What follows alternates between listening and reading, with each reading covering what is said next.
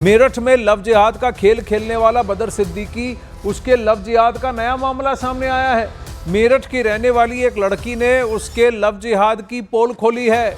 बदर सिद्दीकी की पोल खोलने वाली लड़की भी उसके लव जिहाद का शिकार हुई। बाद में उसे पता लगा कि बदर सिद्दीकी पहले से शादीशुदा है।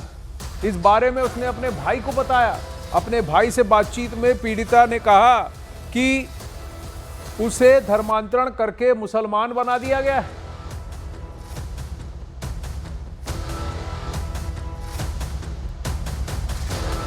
तो ये चॉकलेटी बॉय कम से कम 20-25 लड़कियों से ज्यादा को फंसा चुका था, जबकि वो शादीशुदा था। ये अब इस लड़की ने एक और खुलासा किया है, इस पीड़िता ने।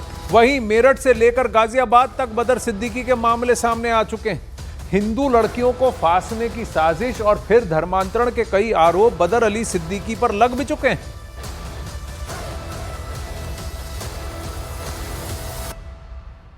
अब वहीं पीड़िता के भाई और उनके वकील ने इस पूरे मामले को लेकर क्या कहा, ये आपको वो दिखाते हैं। हमारे साथ एक सामने एक ऑडियो आई है, उसकी पुष्टि करने के लिए ये किसकी ऑडियो हमारे साथ मौजूद हैं। इसमें अनिल हैं। अनिल भाई, ये ऑडियो किसकी है? ये हमारी बहन की ऑडियो है, आशा की। और किस किस की बात हो रही है इसमें आशा की और मेरे भाई की बात हुई है। जो आशा ने बताया था हमें लास्ट टाइम कि ये मुझसे मारपीट कर रहा है, इसका किसी और लड़की के साथ अफेयर है। तो उस दौरान उसने हमें वही वॉइस भेजी थी अपनी, हमने रिकॉर्ड कर ली थी। और कुछ डॉक्यूमेंट भी भेजे थे, जो उसका बदर का पासपोर्ट वगैरह, उसका ड्राइविंग लाइसेंस, उसका पैन कार्ड। तो उसने बताया था मेरी जान को खतरा हो सकता है और ये किसी और लड़की का अफेयर में है। अच्छा, एक जो फोटो है उसमें लड़की आपकी जो बहन है वो कान से फ़ोन लगाई बात कर रही है। दूसरा एक फोटो जिसमें उस लड़की के चेहरे पर ब्लड आ रहा है। तो वो दोनों अलग अलग बाद का है क्या? वो नहीं, वो एक लड़की हमारी बहन है। नहीं, फोटो बाद का है क्या वो चेहरे वाला? नहीं, उसी दौरान का ही है। मारपीट करी थी, लड़ाई हुई थी, झगड़ा हुआ था इनके बीच में। तो उसने तभी फ़ोटो भेजी थी हमें कि मेरे इसने बोतल से सर में मारा है, इससे मैं जख्मी हुई।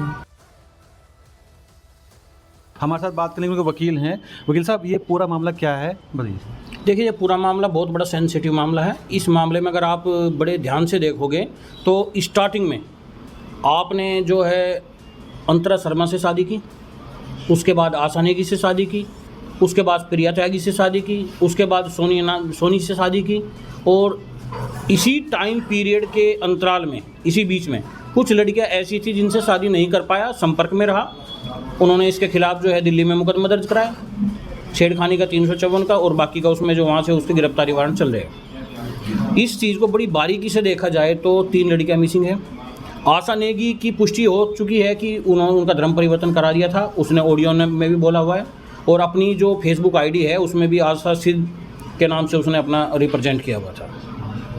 ये धर्मांतरण का एक सीधा केस है। अब यूपी के बलरामपुर में चल रहे अवैध धर्मांतरण के खेल में एक और बहुत बड़ी साजिश का पर्दाफाश हुआ है। छांगुर के सिंडिकेट से अब भगोड़े इस्लामी प्रचारक जाकिर नायक का नाम जुड़ रहा है। केंद्रीय एजेंसी और ईडी को जांच में अहम सुराग भी मिले हैं, जिनसे पता चला है कि यूएई, तुर्की, दुबई, कनाडा, अमेरिका और यूके जैसे देशों से संदिग्ध फंडिंग हो रही है। इन पैसों का प्रयोग मजार, मस्जिद और मदरसों के निर्माण और अवैध धर्मांतरण में किया गया है। वहीं आशंका जताई जा रही है कि इस पूरे नेटवर्क में सिमी और पीएफआई जैसे कट्टरपंथी संगठनों की भूमिका भी रही, जिसकी जांच अब ईडी द्वारा की जा रही है। बताया जा रहा है कि जाकिर नायक से जुड़े फंडिंग नेटवर्क का इस्तेमाल कर छांगुर भारत नेपाल सीमा के जिलों में धर्मांतरण फैलाने की कोशिश कर रहा था। आयकर विभाग ने फरवरी 2025 में ही इसकी आशंका जताई थी। गृह विभाग को भी इस पर विस्तृत रिपोर्ट भेजी जा चुकी है।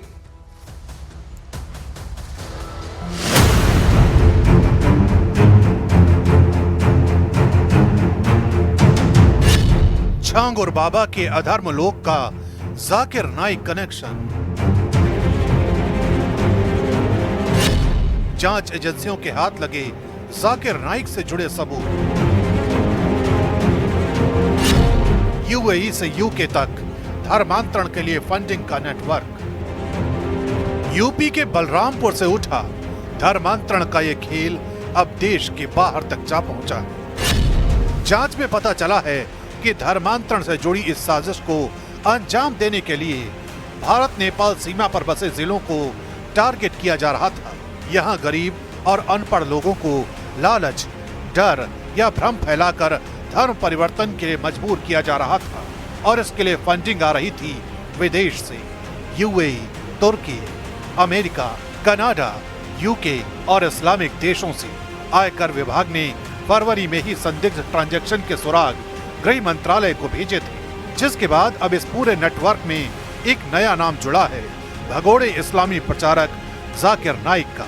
जांच में जो सुराग मिले हैं, उन्होंने अब धर्मांतरण सिंडिकेट का सिरा जाकिर नाइक से जोड़ दिया है। दुबई, मलेशिया और यूके से आए संदिग्ध फंडों की ट्रैकिंग में कुछ लेन देन ऐसे निकले हैं जिनका लिंक नाइक के इस्लामिक रिसर्च फाउंडेशन से हो रहा है।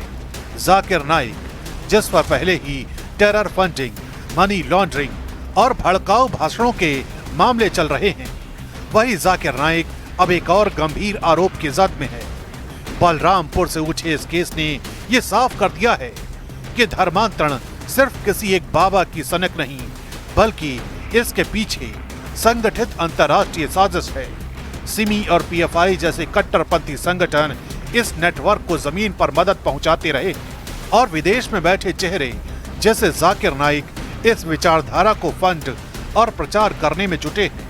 धर्म के नाम पर मजार, मस्जिद और मदरसों का जाल बिछाया जा रहा है, लेकिन असली मकसद है सोच बदलना, मजहबी कट्टरता फैलाना और देश के भीतर विभाजन पैदा करना।